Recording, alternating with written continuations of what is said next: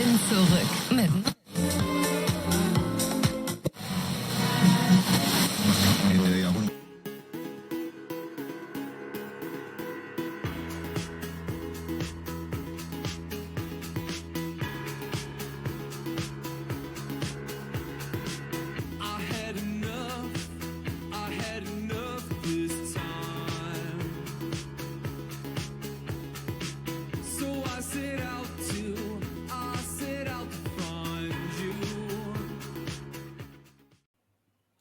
one of them being that every day of the week has a color, and old people tend to kind of dress like whatever. Like today, there's a lot of people in orange. My mother included, and the cook. that's. I mean, I actually started today. Like I did put on an orange shirt just because I found this like really cool orange shirt, and it was a correctional facility shirt. But it was in one of those, like, you know, well, you have been watching where they Prison have, Break. Maybe that's why. Yeah, that's true. That is true. And that kind of did spawn me to get it. But no, it's these God, these t-shirt places are still popping up all over Thailand, though. They're everywhere. Like I'm addicted to. Like I can't not go to it. Yeah. 20 baht is about what? A little less than $1. I would say less than $1. Less than $1. Maybe like 60 cents or something like that. 60 cents US. 50p. 50 UK. pence. 50 pence. Yeah, UK. Relatively pretty cheap, right? And so what has happened, and I think that there was a very viral picture that went around, and I believe it was in Patagonia. Did you see that viral picture where there was just a pile of clothes, could be seen from satellites? Yeah, just a pile of clothes. Yeah, t-shirts. Of t-shirts and clothing. And in it, a lot of it is quite beautiful. It's like people donating, right? It's for disasters around the world. So a lot of it is people coming from a good place. They're like, oh, well, maybe somebody can use it more than me. And I don't know how it ended up, you know, but what ends up happening is that, and it must be the US and the UK selling it because that's where it's coming from, right? So all those donations sometimes are just a little bit too much. So they get sold by the metric ton to different countries that you know are deemed, oh, maybe they need it because you know there's poverty going on over there. And that's not really, I mean, who gets it? It just like some guy, I think, buys it here by the metric ton. And I think that I don't even have proof that this is how it is. I'm just like, this is how it is in my head. But because I just basic, you know, it seems to be the way that it goes. I think that somebody bids to be like the first pickers, and they go through stuff and try to find like the super high end brands, like Chanel shirts, Armani shirts, and stuff like that. It's specifically for that. And then I think that there's a next group that goes in to look for all the band shirts. And now we are seeing a lot of band shirts from the States, and these are vintage band shirts. Yeah, and I am collectibles. seeing collectibles. But now that, whereas before, and I picked up a couple of band shirts, I somehow got missed, right? Like I got a couple of Suicidal Tendency shirts really cheap that were vintage. But now like people are starting to look it up because there's a Thai shop that you and I both follow. I think it's called 58 Vintage. And I saw that they were selling a Smashing Pumpkins shirt for 30,000 baht. Wow. And I was like, wow. And for him to ask for that much, and 30,000 baht is about $1,000. Yeah. It's a little under $1,000, right? Yeah. But he's not going to be asking those prices if people aren't paying for those prices. And he says he ships worldwide. So whereas before, where a couple of years ago, you and I used to see him trying to sell shirts for 350 baht, which is like $10 or $12, he's seemingly learned the value of this. And 30,000, that 30,000 baht, that's like a salary for some people for a month. Yeah, they must just be looking through all these stacks, just looking for treasure. Yeah. And even the stuff that's not collectible, it is wearable. And economically, is it cheaper than doing laundry? If you wash it once and throw it away, it's probably, you're not losing any money. This is a vintage Chicago Bulls t-shirt, 20 baht. Yeah. So a little over 50 cents. Yeah. for and it just got missed because I think there's another group that just does they pick for sports. So I think that it's like a highest bidder who wants to come in and pick, and that's what, and so it's big business here. But then whatever's left, whatever didn't get picked, I think then those get sold to people that do sell it at markets very cheap for Yeah. 20 baht.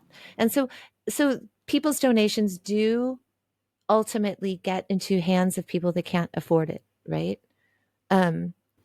But Don't you think it it'd be also, fascinating just to follow the life of one of those T-shirts?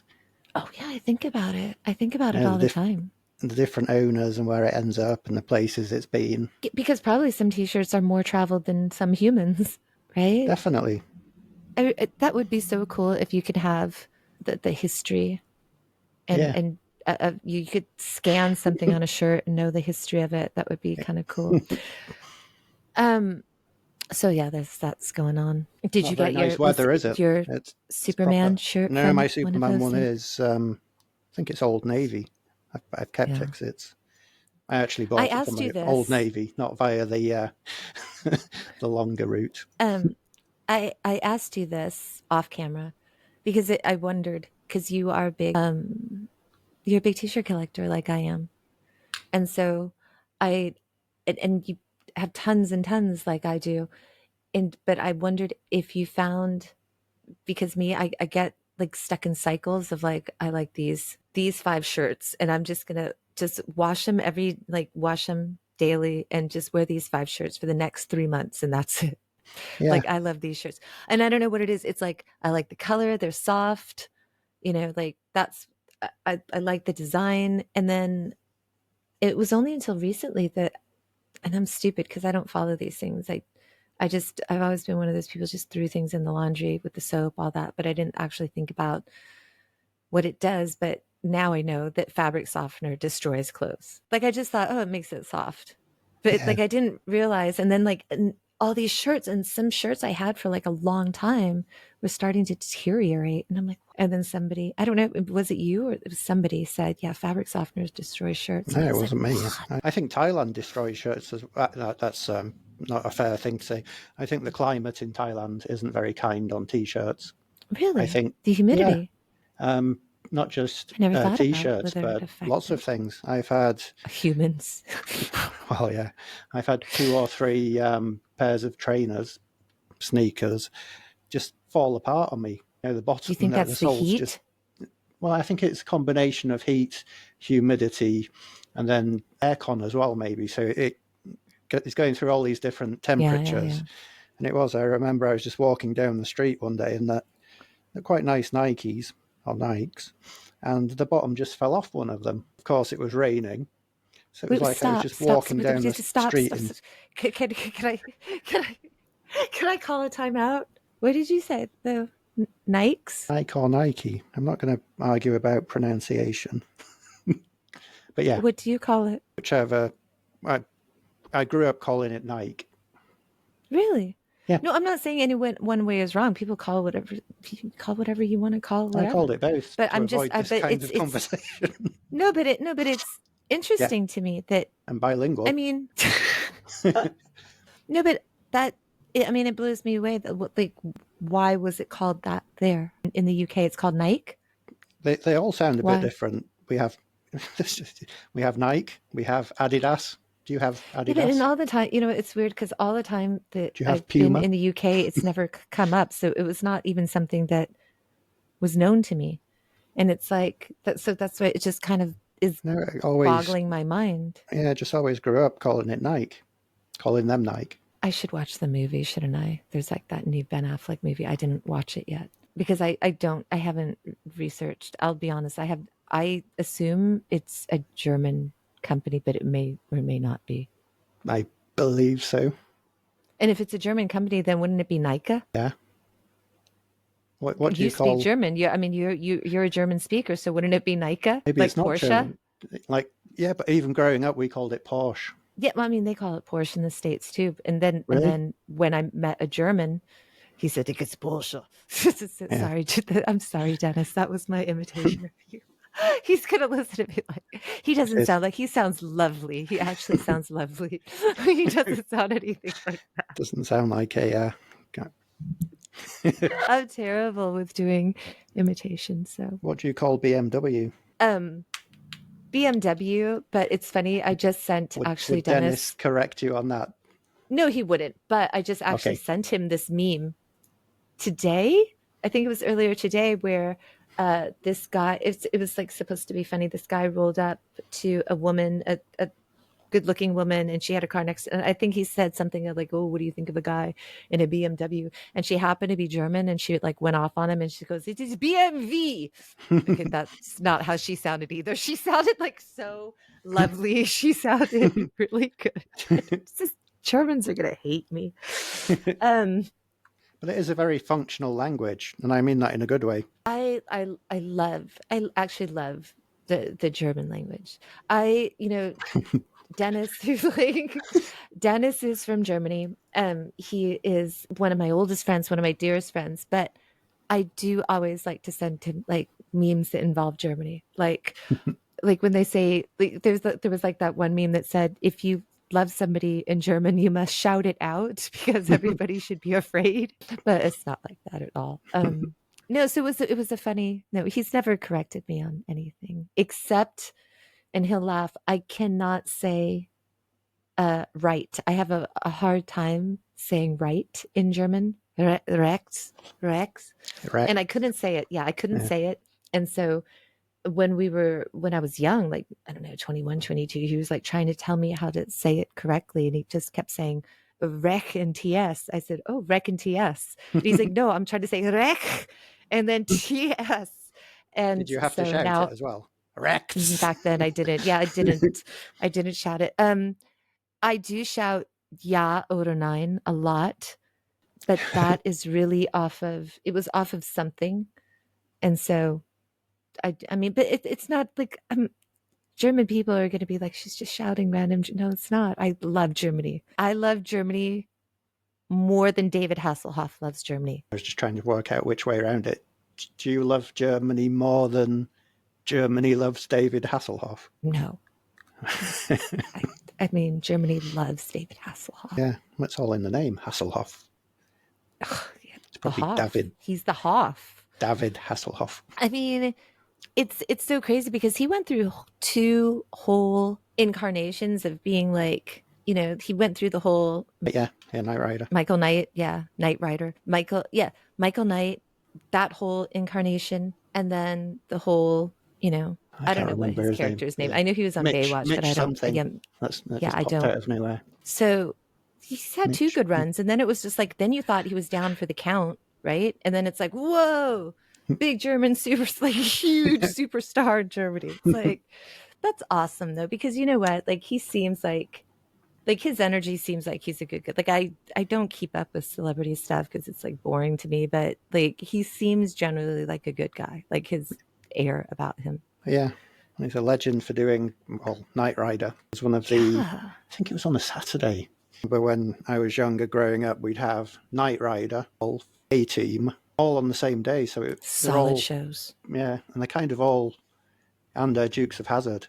I believe they're all filmed in California, so they all have that, driving in the desert, big cars, ping over, car chases, big city, LA. Yeah. Did you guys get chips? Yes, but I watched it once and I was disappointed because it wasn't about chips. And by chips, you mean like French potatoes, French fries.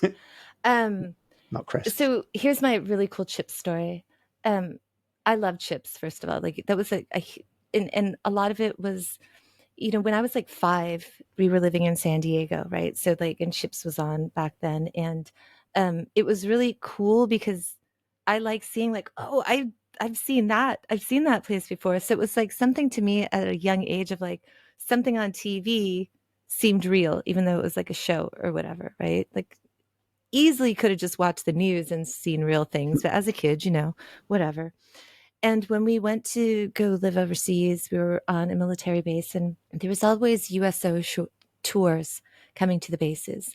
And my dad was in charge of kind of like making sure that they had all the entertainment, that they played at the whatever, that there was a big function for them, a big party, that they went on snorkeling trips and boat trips and all that kind of stuff.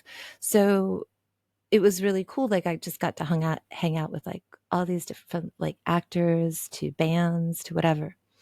And I found out from somebody that this one lady that was there said that, she gave me this list and she's like, oh, all these different actors that they have these fan clubs and you can write. And especially, if you're it was part of the USO thing. And so I wrote to Eric Estrada and I wrote to Larry Wilcox when I was like 7 or 8. I wrote them a letter and I told them how much I love chips and how, I lived in San Diego and I'd been on those freeways that they had been on that probably were not on. And, but just all this kind of stuff. And then I told them like I was living in a jungle and all this kind of cool stuff. But it was so cool. First person that sent me something back was like Eric Estrada. And he like sent so much swag, right? Like not him, but his fan club. Like I got like the 8x10 headshot and it was signed. I was like, oh, Paunch, dude. It was so cool. And it was like the Paunch headshot, right? Not like because I think he'd done soap operas too. So it could have been like, you could have got maybe he has a soap opera headshot. Like if you wrote for the Telemundo, you got the soap opera headshot. And if you wrote for Chips, you got that one. But I got that. And then it was really cool. Larry Wilcox wrote back.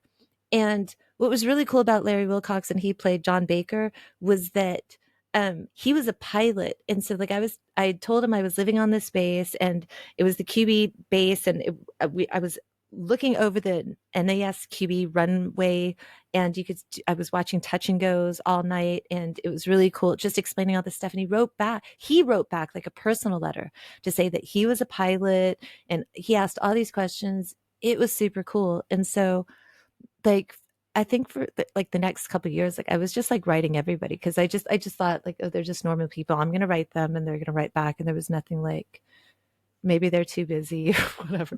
So I wrote everybody. I wrote like Sylvester Stallone. I got like a Sylvester Stallone headshot. Like, I wrote this one guy. It was funny.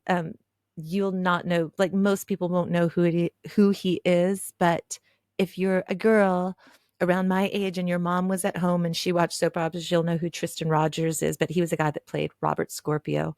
And my mom was a huge Robert Scorpio fan, like Tristan Rogers fan. He was like this Australian actor. And so like I wrote him to get her a headshot and I got her a headshot.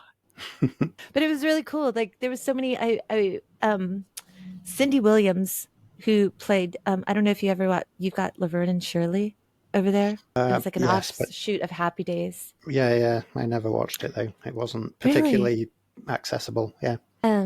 So she'd passed a couple of years back and I had this great story of her because I got to hang out with her and she was like ridiculously shy too. So it was just, she was kind of looking out for me and I was looking out for her because there was a lot of members of Happy Days came on that tour too. So like Anson Williams, who played Potsy and Ralph Mouth, they all came and she was so lovely, like just super lovely. Like, so I have like these really fond memories of like random people from just that era. Like I got to meet like this guy called Freddie Fender. Like he was like an artist, like a country artist, like just ran. Foster Brooks was this one comedian that always pretended he was drunk. It was just like, just randomly cool USO stuff. So yeah, it was awesome.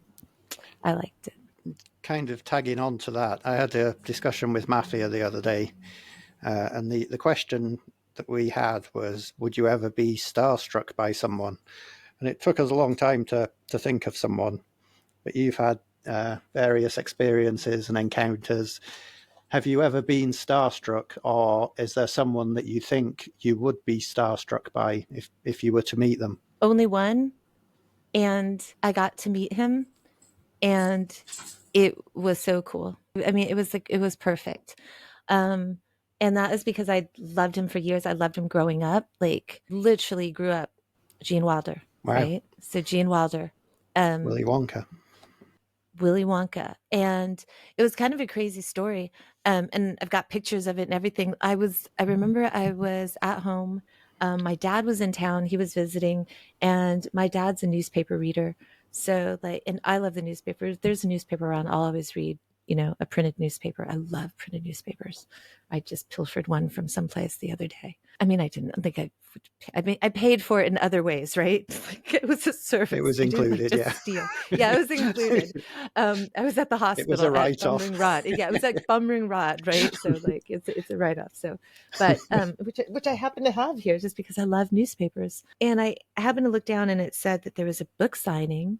Gene Wilder was doing it was a book about poetry and for Gilda, right? And then it was until 6 o'clock. And I looked at my watch. It was like 5:35. And the place was like about 10 minutes away. And I remember like I just hopped in the car. I started calling people. I was like, oh, Willy Wonka is like at Borders. You need to go. I got in line and I had on at the time, this is San Diego and this is like the fall. And the fall is in San Diego is like my favorite time of year. It's a little bit nippy, and so like I remember I had open-toed shoes and corduroy pants, but just like, a wife beater tank top and just like a flannel. But to keep warm, I had on this like fuzzy trapper hat that my dad had got me for years. Like I wore it everywhere, like everywhere. I mean, I think that's what I was known for before it became like kind of trendy. It was just there's LV in her fuzzy trapper hat. And so I was one of the last people in line. And once I got to the front, and he didn't really kind of engage with a lot of people, so I wasn't expecting him to engage. And I don't know what I would say anyways. This was a huge deal for me. And like you said, I encountered so many people in life that I'm not really, it's not ever been an issue, right? Whether it's because of work or whatever, USO tours, it just was, but this is Willy Wonka. This is like, he was in The Little Prince. I mean, there's like so many cool things, right? Stir crazy, like the parts of it that I was allowed to see as a kid. It was, it was awesome. And then right when I stepped up, he said, and look, she came all the way from Alaska. And I was like, oh, and I was just, he was so gracious and so lovely. And yeah, it was awesome.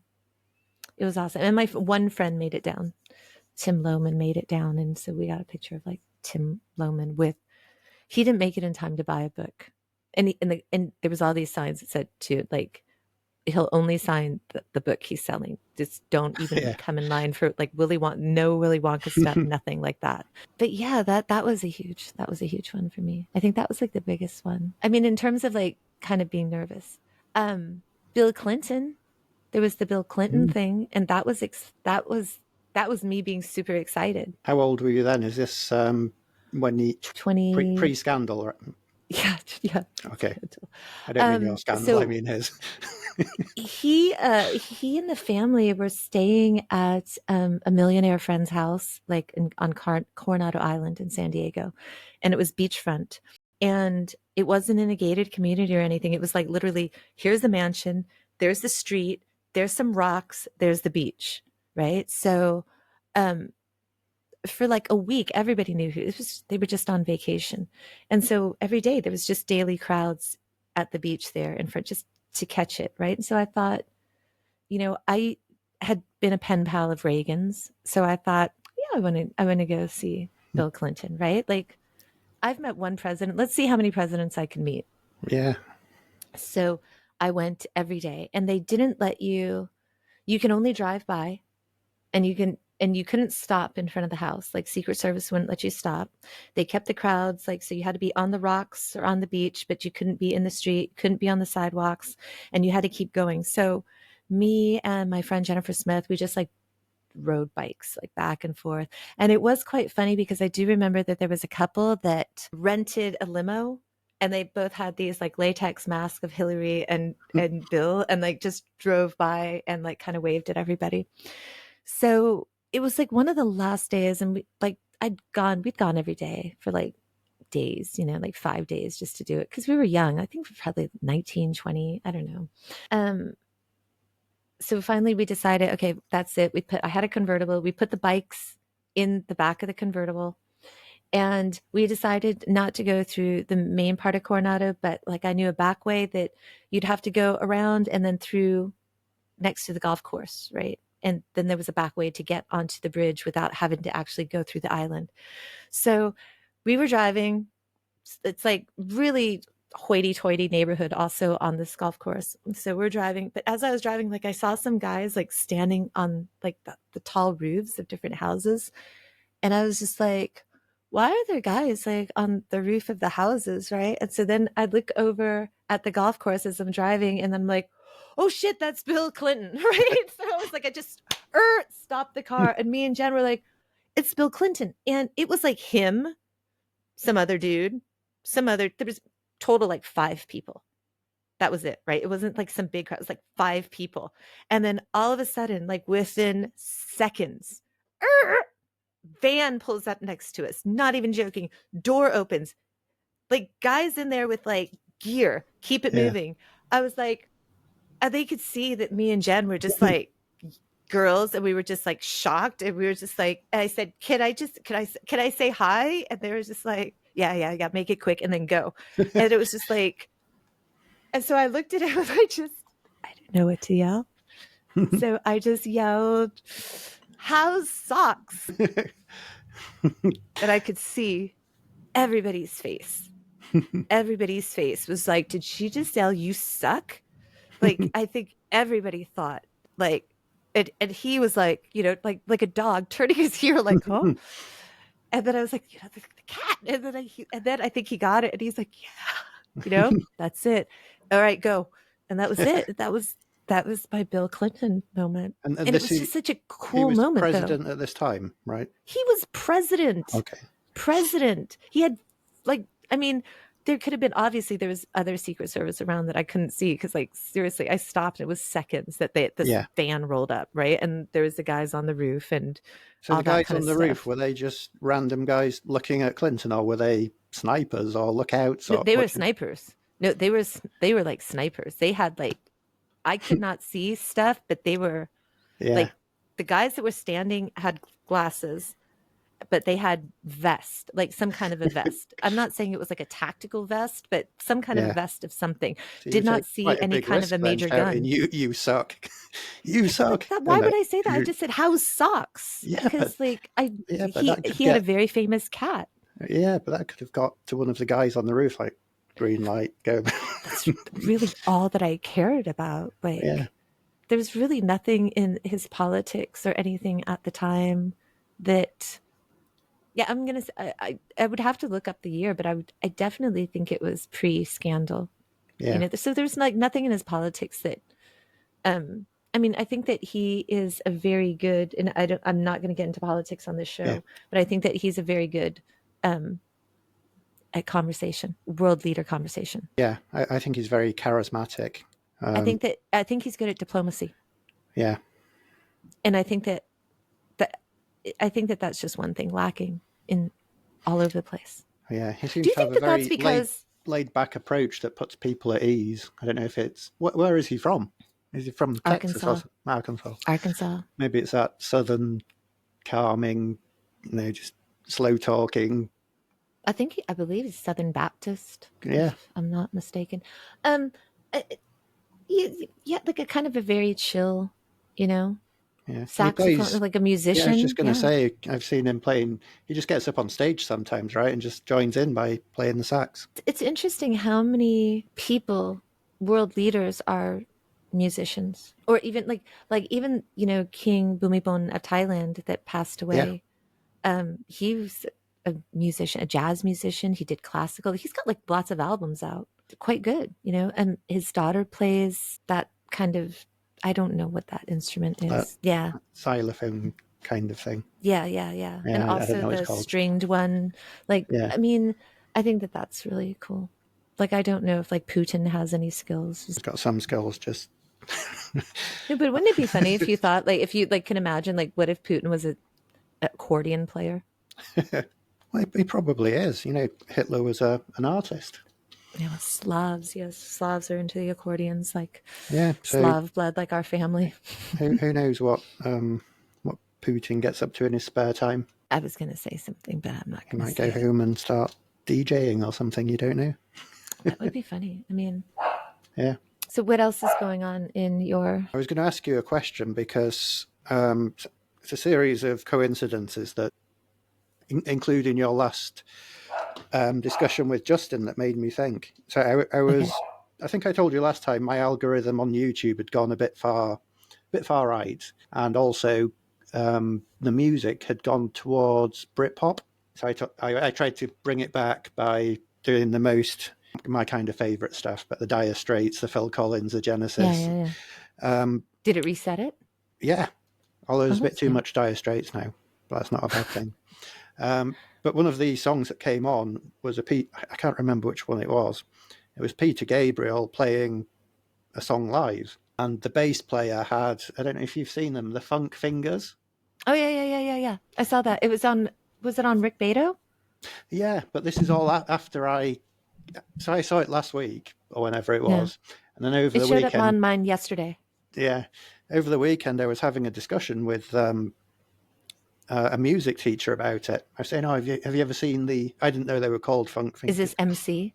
Yeah, I was like, "Oh, you must have seen this." It was. I said in the studio they were playing the bass with drums, so when they came to play it live, they basically taped drumsticks onto two fingers, the playing fingers. And I had this discussion over the weekend, and she was like, "Oh no, I've never heard that. That's nonsense." And then it came up on Rick Beato, and it's the guy talking about.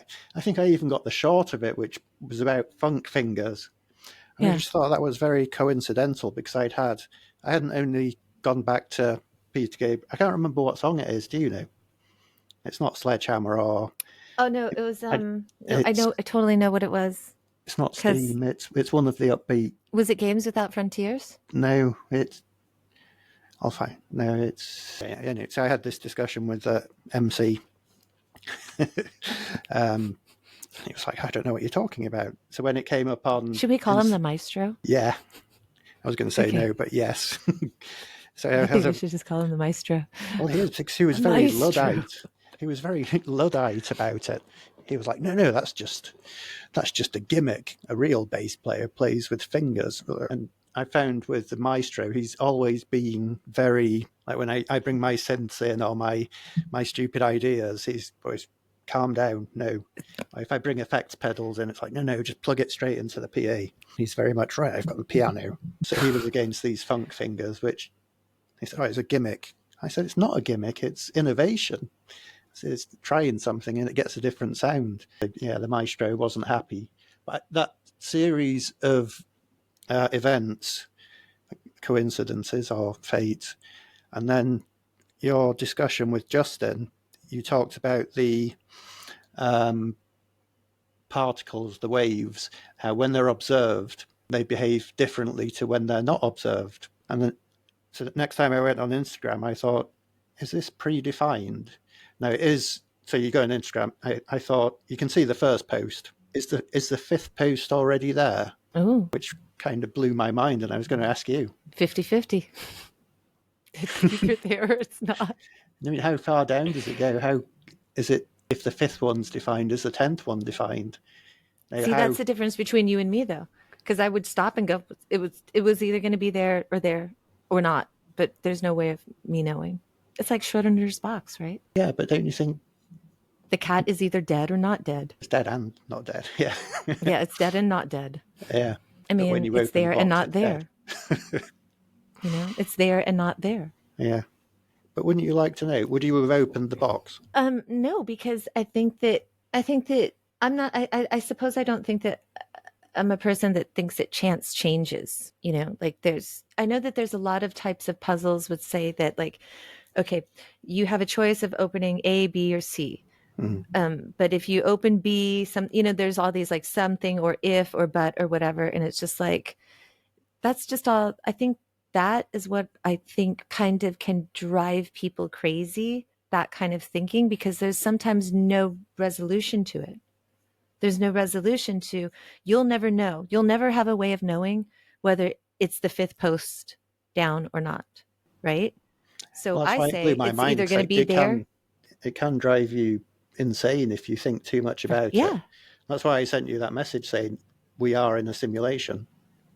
Yeah. So from my point of view, instead of sitting there driving myself crazy over something that can't be proved, I just go, it's 50-50. It's there or it's not there. But then I don't. Then I just let it go.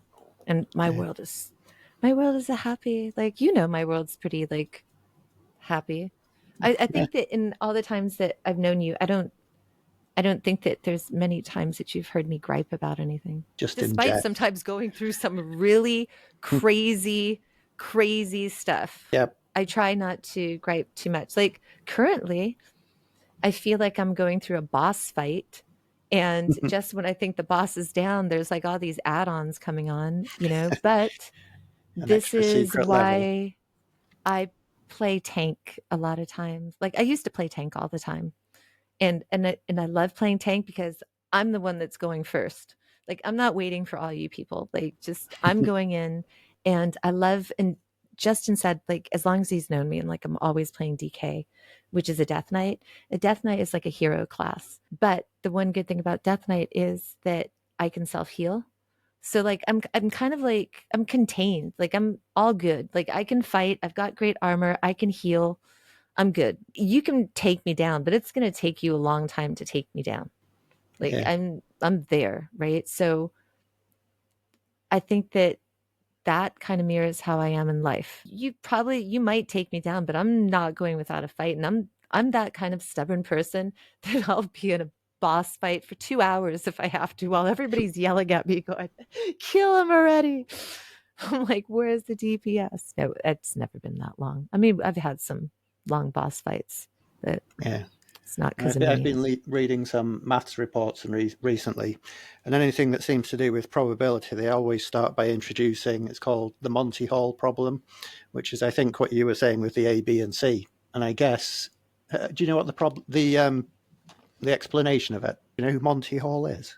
Yes. I don't. Who is Monty Hall? Some kind of game show host, right? He's like some presenter.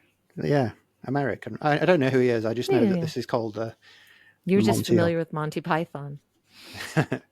Yeah. Okay. I'm writing it down. So I'm going to try and explain it, and then you can just poo-poo it Okay, afterwards. shoot. So there's Why three would I doors. poo-poo it? You'll see. Okay. Okay. There's three doors: A, B, and C. Mm-hmm. Behind one of the doors is a prize, a brand new car. Mm-hmm. Behind the other two doors, there's nothing.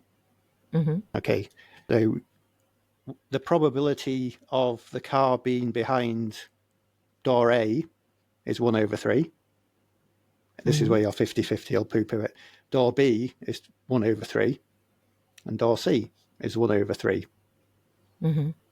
Okay, so you choose one, Yeah, A, I B, would or C. poo-poo it. No, just Doesn't choose one. matter. No, you don't know Doesn't what I'm going matter. to ask. A, B, or A. C? A. A. Okay, so you've chosen door A. So I Mm-hmm. open door B, there's nothing behind it. Mm-hmm. Would you change your door from A to Yeah, C? I've seen this question. And I'm like, But it's a stupid question. yeah, would you do it? No. If I said A, it's A. And I know that they try to tell you that there's some great. I remember reading that they were trying to tell you that there's some benefit if you change or don't change. And I'm like, no, there isn't. And I could be totally wrong, but in my hand, I'm like, no, there isn't. There's no change. Like you just eliminated one, but the chances are always going to be 50-50, whether it's the one that you picked or not. Yeah, I told And you, just poo-poo it. yeah, I guess you do don't know me. I did build it up Um, for a poo-pooing, so it's. I I think though that I think that's the thing though. I think that a lot of people can make life and everything far more complicated than it needs to by thinking of all the what ifs of thinking. And then I'm not saying that that's wrong because I mean, if people don't overthink, I suppose innovation doesn't happen, right? We need to overthink. But I think it's like overthinking the right things versus the wrong things. If you're trying to overthink something that is completely out of control, it's just a waste of time. Like that's just, you know, just a waste of time in my opinion. And I was just telling somebody this the other day, and you know my whole philosophy on this. I'm like, life is kind of like a pizza, like a pizza pie, right? And um, it's like you got a pizza. It's only so big. It's got only so many slices. Who do you want to give it out to? Well, first, I know that I want to eat, right? I definitely want to eat. I want my kid to eat. I want my 80-year-old mom to eat. I want my animals to eat. You know, I want my friends to eat. Okay, but then that now has like a small, tiny portion of what's left, right? And that's like your time, your energy, just your soul that day, where you're spending it. And it's like, okay, well, I could keep dividing what's left now into tiny, tiny, tiny, tiny slices to make sure everybody gets a little bit. But aren't they getting shortchanged too? Because you're not even giving somebody your all. You're giving them like some tiny little slice. And so it was like really easy for me to just reprioritize. And I've done that with even this podcast at times where it's like, there was a lot going on in my life. And I'm like, I'm not going to make that weekly deadline on my podcast. I might not make the second week because I've got stuff going on. And yeah. I prioritize. That's what I need to do for me. Like, I don't know if that's how other people have to do it, but I know that how I live my life can drive people that are close to me crazy because I just disappear. I'm just gone because I just got to go focus on my stuff. That's I'll why come we have the back. flowers. Yes. Yeah. I forgot to talk about the flowers because I was talking about the shirts. Yeah. So people also in Thailand give daily flower greetings to check that people are still I believe I believe because it's usually old people. Like, and it's tough because like I got my first one from an old person and it was like, oh, happy Thursday. And then you got the orange flower. And then like sometimes it's like a little prayer, like, whatever. And then you send something back. And then they send you one the next day. And then it's like, oh God. And then another old person. So like I've got a solid set of like 6 old people that are like and I do believe now that they do that. I think that is their way of checking in on one another to make sure, like, yeah, have you seen Ethel? I haven't heard from Ethel a couple of days. Somebody should swing by Ethel's. Is your mum Ethel's okay? gone. I haven't had a flower from your mum for about a week. I've sent flowers, but nothing in return. She's been under the weather. She's been really under the weather the last couple of days. I think that and the weather hasn't helped when Literally it's like gloomy. The weather. Yeah, it's gloomy. It's wet. Like it doesn't super gloomy monsoon season, which I love, but just not like to today be in she was telling me to order lots and lots of water. And I said, for what reasons? She's like, the flood. And I said, do you know something that I don't know? And she's like, the flood is coming. And I said, again, do you know something I don't know? And she said, it was raining up northern country and that would probably bring a lot of water down. Yeah. And I said, yeah, but do you think that it's going to affect us? She goes, no, but people are going to be buying a lot of drinking water. So we should stock up on drinking water. I've been caught out in the rain twice this week, just going to and from the gym on the back of a motorbike, just been battered with That's torrential what you get for rain. leaving the house. Well, yeah, that's literally the only time I've left the house. I was punished. How far is your gym from your home? 10 minutes. And this is the indoor one now? Yeah. Yeah, I was quite baffled at the time when you joined an outdoor gym. Or you said that you joined an outdoor gym. I did. I didn't just say I did. It wasn't the story. Because it's like at 100 degrees. Yeah. I just thought that'd be more efficient.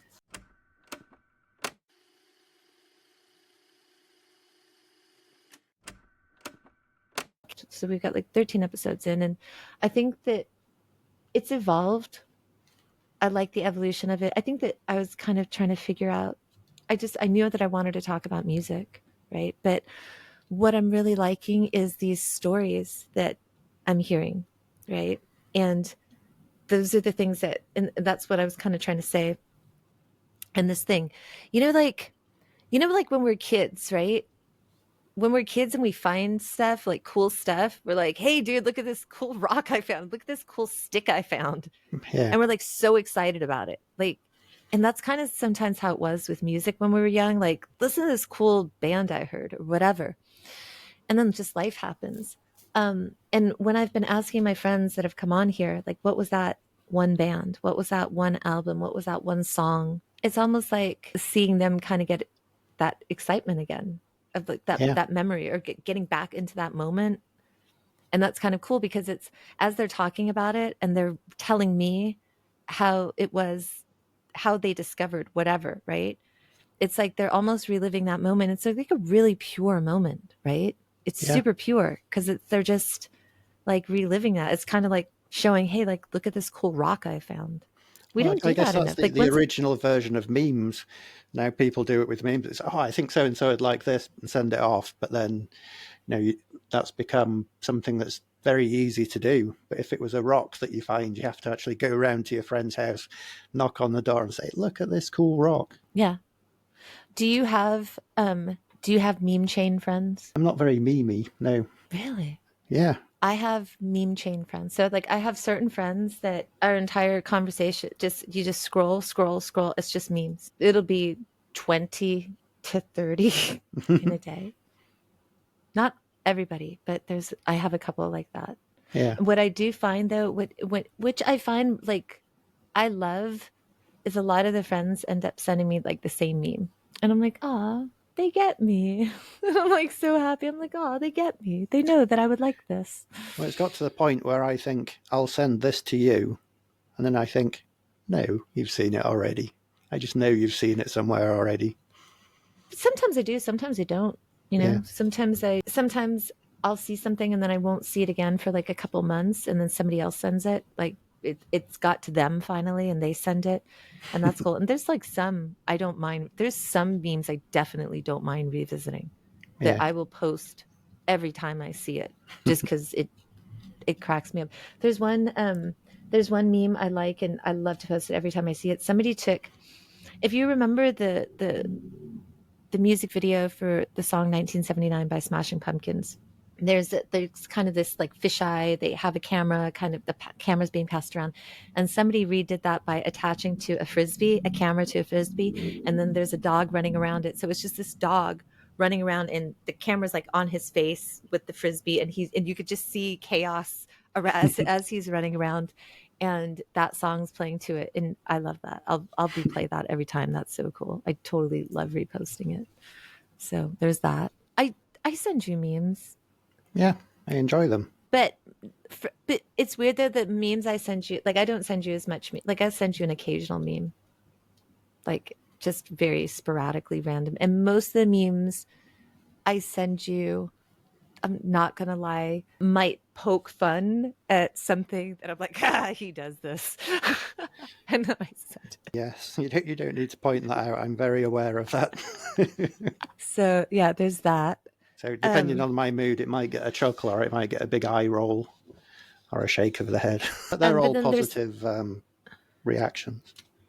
yeah, and then there's like some that are I know that are, I think that everybody has that friend. I think everybody has a friend. You all have a friend that knows you so well that there's one friend that you could go across the line the most with in terms of jokes. It could be like a really bad, like other people would groan, like, oh, you can't say it. But there's one friend that you could say anything. And those are awesome friends. Yeah. Do you have friends like that? I have brothers like that. That you could just say anything? Yeah. And friends. Yeah. Yeah, I think that's, I I can do mean, that with the maestro. yeah, well, Yeah. I do to a that with certain maestro. extent.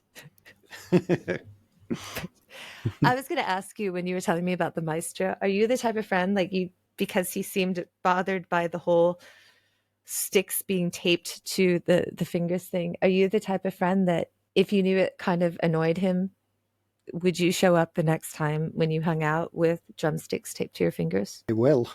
Next time I'm playing bass with him, I'm gonna do it on all four.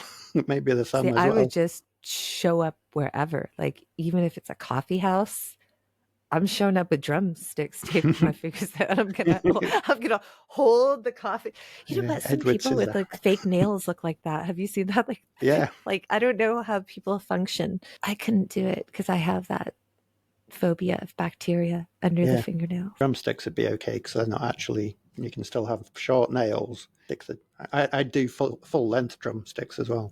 But wouldn't that be funny if you're just holding your tea and you've got he'd leave. I think I've spent an afternoon with him, and I think that he would leave you. I think Yeah. he'd just walk up and go. The prank I played on him, he was fuming. The fake email I sent, Oh yeah, I he remember was that. ready for violence. So I know just how far to push him. There's a few times I've got right up to his limit. I know I know when to stop. That doesn't always stop me though. Just because I know when to The doesn't mean I opposite of do. my child. Yeah, he goes that My extra step. child. He does. Like I think that he got a lot of it from his grandpa. Like his grandpa's a trickster. Like just generally this house. Like a lot of Yeah, I was people, going to even my say, mom. don't downplay your influence.